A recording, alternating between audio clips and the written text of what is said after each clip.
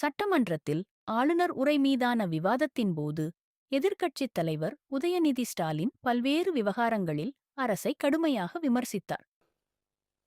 நம்முடைய முதலமைச்சர் அவர்கள் ஆட்சிக்கு வந்த ஒரே மாசத்துல தமிழ்நாட்டிலேயே தன்னுடைய பெரம்பூர் தொகுதியை நம்பர் 1 தொகுதியாக மாத்தி காட்டிட்டார். எதுல நம்பர் 1 பாத்தீங்கன்னா, இன்னைக்கு தமிழ்நாட்டிலேயே மின்வெட்டுல நம்பர் 1 தொகுதி பெரம்பூர் தொகுதி தான். அதுவும் ஆளுங்கட்சிக்காரங்க என்ன தெரியுமா பேசிட்டு இருக்காங்க, அண்ணன் பவருக்கு வந்தா தமிழ்நாடு மாறும்னு பார்த்தோம், ஆனா அண்ணன் கைக்கு பவர் வந்த நாள்ல இருந்து தமிழ்நாட்டுக்கே பவர் போயிடுச்சு அப்படின்னு இன்னைக்கு ஆளுங்கட்சிக்காரர்கள் பேசிட்டு இருக்காங்க. பவர்ல ஷேரிங் கொடுத்த ஆளுங்கட்சியால அவங்க அமைச்சரவையில் இருக்கக்கூடிய கட்சியுடைய அலுவலகத்துக்கு பவர் கொடுக்க முடியாம இன்னைக்கு தடுமாறிட்டு இருக்கிறாங்க. விடுதலை சிறுத்தைகள் கட்சியுடைய தலைமையகத்துக்கு முன்னாள் ஒன்றிய அமைச்சர் முன்னாள் அமைச்சர் அண்ணன் ப சிதம்பரம் அவர்கள் போயிருக்காரு. உள்ள போனோடனே கரண்ட் கட் ஆயிடுச்சு.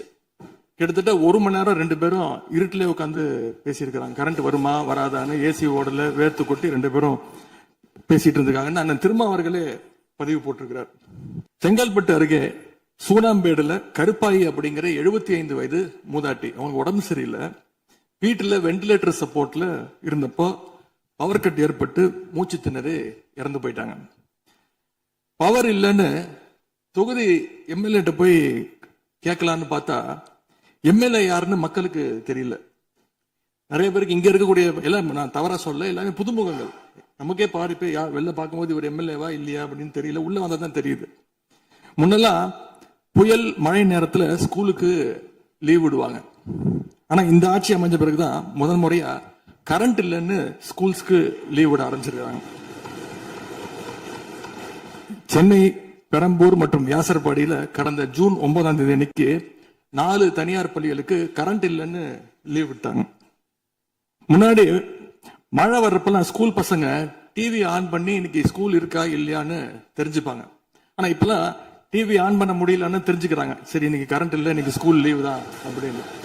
ஒரு மிகப்பெரிய ஒரு அட்வான்ஸ் டெக்னாலஜி இந்த அரசு உருவாக்கி இருக்கு. எதிர்கட்சியான எங்க பொதுக்கூட்டத்துல தான் பவர் கட் ஆகுதோன்னு நான் கூட நினைச்சிட்டு இருந்தோம், வருத்தப்பட்டோம். ஆனா அமைச்சரவையில இடம்பெற்றிருக்கக்கூடிய விடுதலை சிறுத்தைகள் கட்சியுடைய தலைவரான அண்ணன் திரு தொல் திருமாவளவன் அவர்களும் பவர் கட்ல பாதிக்கப்பட்டிருக்கிறார். விடுதலை சிறுத்தைகள் கட்சியுடைய தலைமையகத்துக்கு முன்னாள் ஒன்றிய அமைச்சர் முன்னாள் அமைச்சர் அண்ணன் ப சிதம்பரம் அவர்கள் போயிருக்காரு. உள்ள போனோடனே கரண்ட் கட் ஆயிடுச்சு. கிட்டத்தட்ட 1 மணி நேரம் 2 பேரும் இருட்டிலே உட்காந்து பேசியிருக்கிறாங்க. கரண்ட் வருமா வராதான்னு ஏசி ஓடல, வேர்த்து கொட்டி 2 பேரும் பேசிட்டு இருந்திருக்காங்க. அண்ணன் திருமாவர்களே பதிவு போட்டிருக்கிறார். இந்த ஆட்சியில தமிழ்நாட்டுடைய தலைநகரத்துக்கு இதுதான் நிலைமை. ஆளுநர் உரையின் பொழுது சட்டமன்றத்தில் பவர் கட் ஆகல. அதுக்கு இந்த அரசை பாராட்டலான்னு நான் நினைச்சேன். அப்படி நினைக்கும் போது பாத்தீங்கன்னா சட்டசபை நிகழ்ச்சியை லைவ்ல கட் பண்ணிட்டாங்க.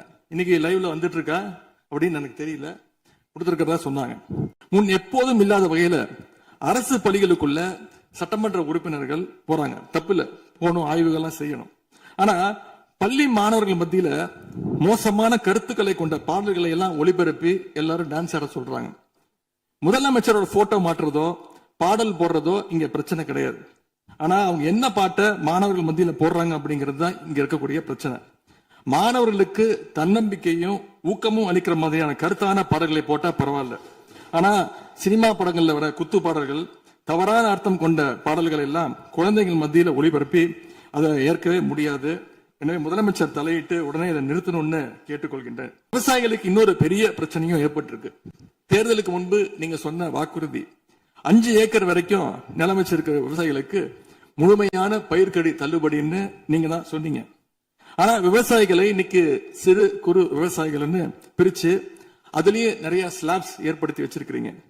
1 லட்சம் அளவுக்கு கடன் வாங்கியிருந்தா 5000 ரூபாய் வரைக்கும் தான் தள்ளுபடி கிடைக்கும் அப்படின்ற நிலைமையை இன்னைக்கு உருவாக்கி இருக்கீங்க. அதுக்கப்புறம் அதுலயும் ஒரு சேஞ்ச் கொண்டு வந்தீங்க.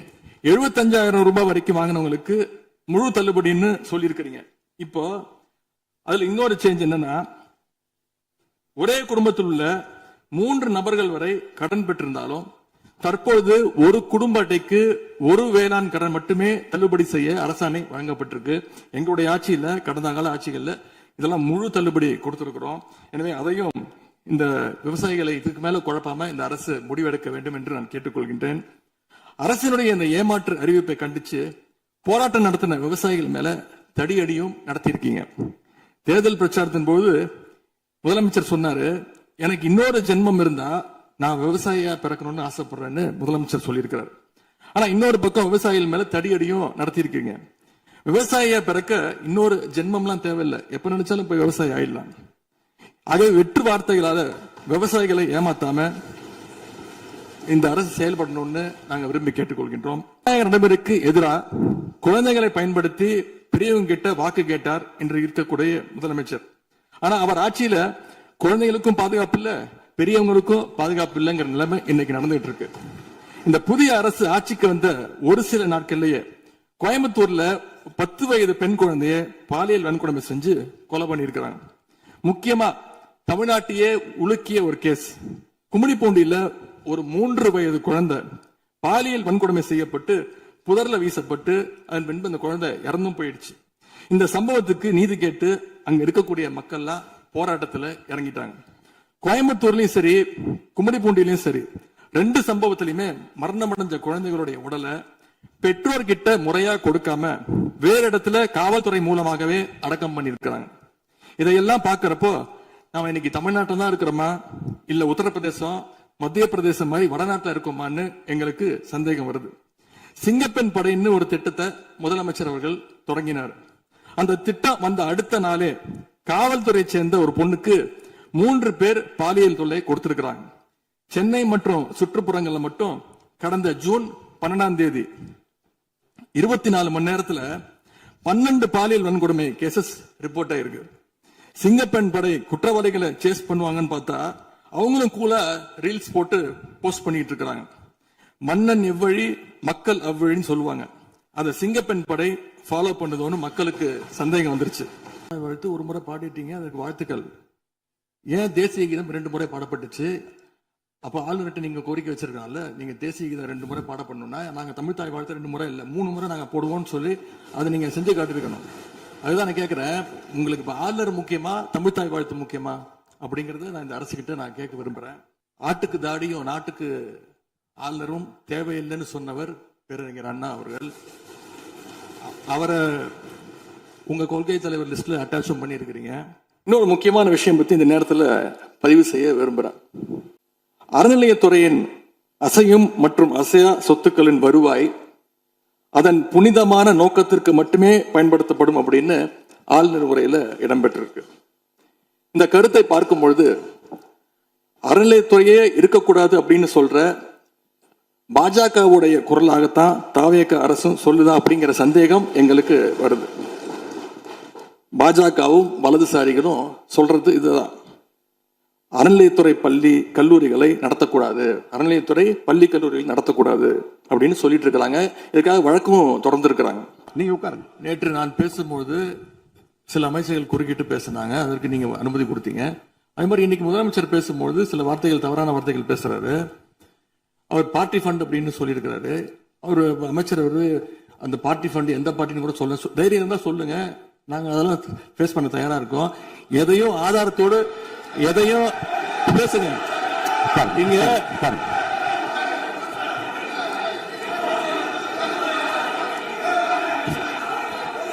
அது மாதிரி பேரவைத் தலைவர் அவர்களே, நேற்று நான் பேசி முடிஞ்சோடனே நீங்க அவை முடிஞ்சிருச்சுன்னு சொல்லிட்டீங்க.